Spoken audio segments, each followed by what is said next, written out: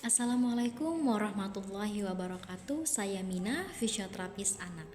Pada video pertama kali ini, saya akan mencoba membahas satu kasus yang cukup banyak di Indonesia dan ditangani oleh fisioterapis anak, yaitu kasus cerebral palsy.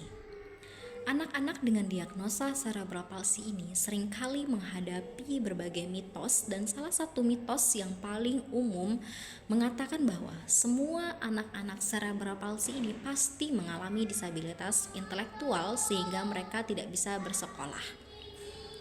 Namanya mitos ya, itu keliru dan it's a big no. Karena tidak semua anak-anak cerebral palsy itu pasti mengalami disabilitas intelektual. Berdasarkan data, ada sekitar 50% anak-anak dengan cerebral palsy tidak mengalami disabilitas intelektual, sedangkan 50% lainnya memang mengalami disabilitas intelektual. Ini tergantung pada derajat cerebral palsy itu sendiri, karena ada berbagai macam derajat cerebral palsy dan tingkatan-tingkatannya. Kemudian untuk sampai pada tahap sekolah ini memang perlu dilakukan pemeriksaan dan intervensi sedini mungkin oleh tim ahli sehingga kemampuan kognitifnya bisa dikejar. Banyak kok anak-anak cerebral palsy yang bisa bersekolah, bisa belajar, bisa berkembang baik kemampuan kognitifnya, dan itu perlu dilakukan kerjasama juga oleh orang tua. Kemudian kenapa mitos tadi bisa berkembang? Nah, mitos tadi bisa berkembang mungkin disebabkan karena kita keliru dalam memahami apa itu cerebral palsy.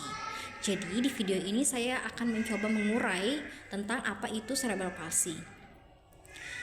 Cerebral palsy ini terdiri dari dua kata, cerebral dan palsy. Cerebral artinya otak dan palsy itu artinya ketidakmampuan untuk menggunakan otot-otot sebagaimana mestinya. Jadi permasalahannya itu ada pada otak yang tidak sampai untuk menyampaikan pesan-pesannya kepada otot sehingga menghasilkan gerakan-gerakan yang kurang tepat. Misalnya ada otot-otot yang kaku, ada otot yang lemah, atau ada otot-otot yang tidak terkoordinasi dengan baik. Misalnya gerakannya jadi berputar. Nah, itu tadi disebabkan karena adanya kerusakan otak. Tapi seringkali juga dari definisi ini juga keliru.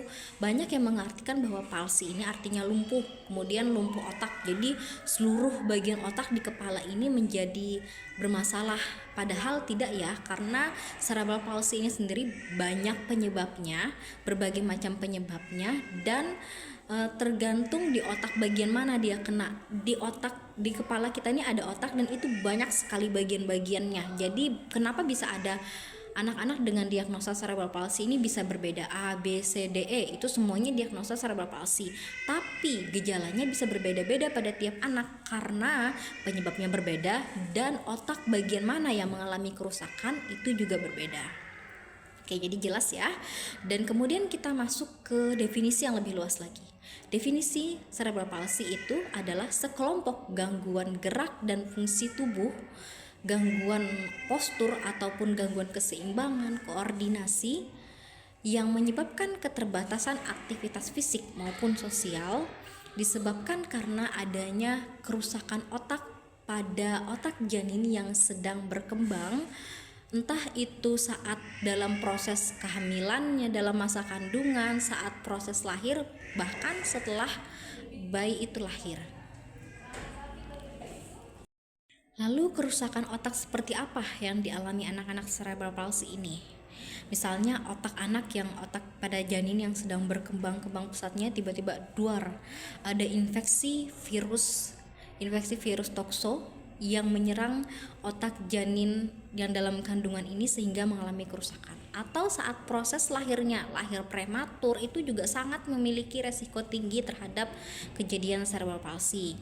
Atau kemudian ada proses lahirnya yang lama sehingga kekurangan oksigen, atau setelah lahirnya dia mengalami infeksi virus meningitis menyebabkan kejang ataupun cedera kepala. Banyak sekali penyebab-penyebab lainnya. Nah, tadi sudah jelas ya pada definisi awal bahwa cerebral palsy ini permasalahan utamanya itu pada gangguan gerak dan fungsi tubuh atau yang kita sebut dengan disabilitas motorik. Jadi, cerebral palsy ini bukan murni disabilitas intelektual, tapi disabilitas motorik yang bisa saja ada jenis-jenis cerebral palsy yang memiliki gangguan penyerta seperti gangguan kognitif atau gangguan intelektual. Jadi untuk orang tua yang memiliki anak cerebral palsy, yuk cek ke dokter anak atau ke rumah sakit untuk tim ahlinya, apakah anak saya ini tingkat derajat cerebral palsinya bisa bersekolah, bisa belajar, atau bagaimana cara untuk mengejar kemampuan kognitifnya sehingga mereka juga bisa mendapatkan hak untuk bersekolah. Seperti itu ya. Semoga bermanfaat dan semoga kita bisa mengurangi mitos-mitos yang berkembang untuk anak-anak cerebral palsy sehingga mereka bisa mendapatkan haknya untuk bersekolah. Sekian dari saya. Wassalamualaikum warahmatullahi wabarakatuh.